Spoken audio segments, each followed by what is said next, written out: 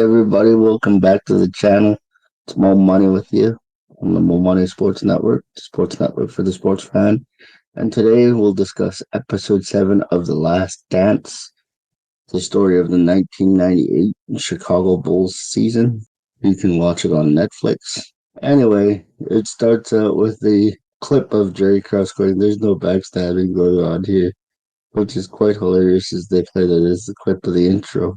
And so the Bulls' first round opponent, as we've now hit the playoffs in 1998, is the New Jersey Nets. That's right. Before they were in Brooklyn, they were in New Jersey. And they took the Bulls to overtime in game one. And the Bulls won 96-93, taking a 1-0 series lead. And then people started to doubt the Bulls because the number 8 seed took the number 1 seed and gave them a run.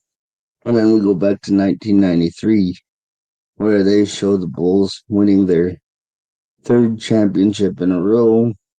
Life is good. Michael eventually ends up retiring after the loss of his father. But however, he said, or there was speculation in the last dance whether or not he planned to do this anyway, because him and his father were debating on whether or not he wants to play baseball. And it just so happens that the owner of the Chicago Bulls also owned the Chicago White Sox. So, and the White Sox had made the playoffs that year.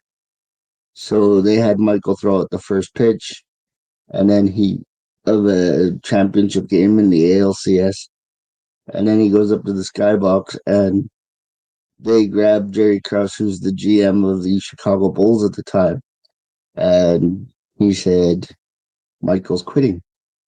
And Jerry said, "Don't play with me like that. Don't joke around like that." He goes, "No, I'm not joking. Michael's quitting." And it leaks during the baseball game that there's a press conference on the Wednesday to announce Michael Jordan's retirement. A couple of interesting things. He gets the Reinsdorf seal of approval, as well as him saying that it's just his time. And one thing that he's proudest of is that his dad got to see his last basketball game, and he really wants to play baseball. And he has no competitiveness left for basketball. And he said, quite frankly, I need a break because of the energy that it takes. And if you're enjoying this content, please like and subscribe to the channel, as it really would help us grow. But he's all about challenges. And he worked for 2 months in the season was over, and the White Sox extended a visit to training camp. And so he goes down to Birmingham, the Birmingham Barons, and that's the AA affiliate of the Chicago White Sox. And the owner says, "We put him in AA not because we thought he was ready, because we usually put somebody in rookie ball or, A ball, but we needed to put him in AA so we could handle the press that was going to accompany Michael and all the attention that he brings." So he's playing AA baseball, and then they're talking about the AA reporters who followed Mike around. And one of the interesting things I thought about was during my watching of this is he started that AA baseball season on a 13-game hitting streak. And he said after that, the reporter said Michael didn't see a fastball for like a month and a half, which I thought was very interesting because he hadn't played baseball, I think they said, since he was 17 years old. And he was 31 at the time, which is a 14-year gap between the last time he played baseball. And Terry Francona was the manager, and he's a well-respected man in baseball. And he said, when Mike got to us, I I then understood how much he respected us during the game. And one person said, I think it was his agent or something, said, "Mike, it's two different workouts for basketball and baseball, and this will immensely affect your basketball game. He said, I don't care, it's baseball, I'm all in. As Michael is on everything, I'd imagine Mike's all in on everything.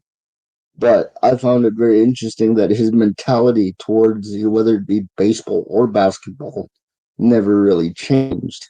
So they're chronicling Michael's journey, and eventually Mike starts to struggle when they're throwing him nothing but breaking balls. When he's throwing fastballs, he's doing okay.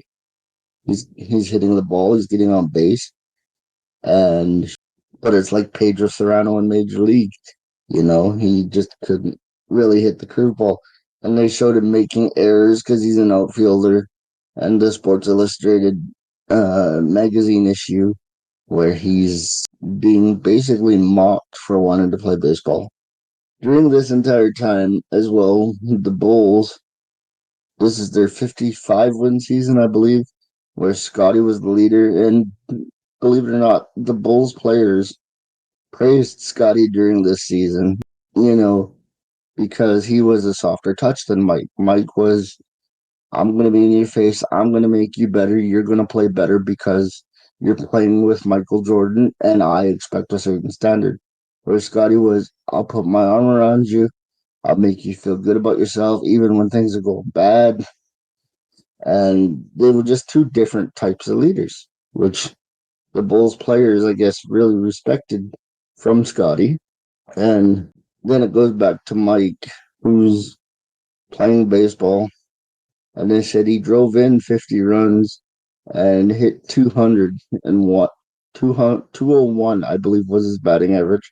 And Terry Francona said, we have high ranking prospects that didn't even drive 50 runs in for us. And he said, give Michael 1,500 at bat. I think he would have made the Chicago White Sox at some point. So that's how highly the baseball people thought of Mike. Just to give you an example of how great an athlete he really, really was. And so they continue chronicling Scotty's season as the leader of the team. And of course, the Bulls make the playoffs and they had a good regular season. And so we go into round one where they sweep the Cavs 3 games to nothing because back then it was a best of 5 in the playoffs. And then they draw the New York Knicks in the East semifinal in 94. And so the Knicks go up 2 games to nothing. There's a crucial time where Ewing hits a shot in game 3 to tie the game with one last possession to Chicago. And Phil Jackson draws up a play, but he draws up a play for Tony Kukoc. And because Phil does this, Scotty takes it as a slight and decides, well, I'm going to sit out on this play. And it's the last play of the game, and Kukoc thankfully hits the winner, making the series 2-1. And then Bill Cartwright, who's a member of that team, goes up and says, Scotty, I can't believe you quit on us like that. I mean, they won the game, and then after Scotty got called out, he was in tears, apparently. And he apologized to the team. And Steve Kerr said they were going to move on. So anyway, that ends up being a 7-game series with the Knicks, which they lose in the Garden. And so they go back to Michael, who's dealing with, the passing of his father, which they said baseball really helped him with because it cleared his mind and he was having fun and he was just one of the guys because your family doesn't travel with you in the minor leagues. And he was just having a blast. And Mike was very successful when it came to baseball. And then they go back to after the 1-0 lead on the Nets. They go back to 1998, where they talk about Scott Burrell and Michael Jordan. Now, Scott Burrell was a least known player in the NBA, or a lesser known player in the NBA, rather. And Michael said, "Oh, I would try to get Scotty to beat me and Scott Burrell, but he was such a nice guy. I couldn't do it. I tried to get him to fight me, but not in a bad way." He said in such a way that I'm tired of you picking on me. And he's like, I could never do it, but I knew I was going to need him.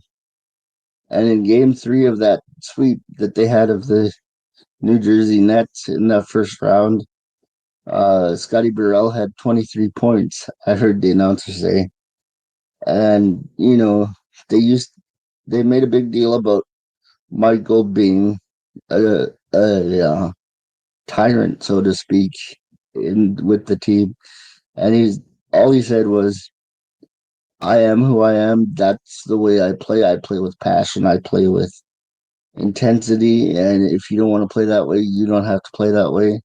But I'm gonna be me, basically." And that's how the episode ends. So until next time, may your ego come from a place that keeps you humble. I'm Mo Money Mamba.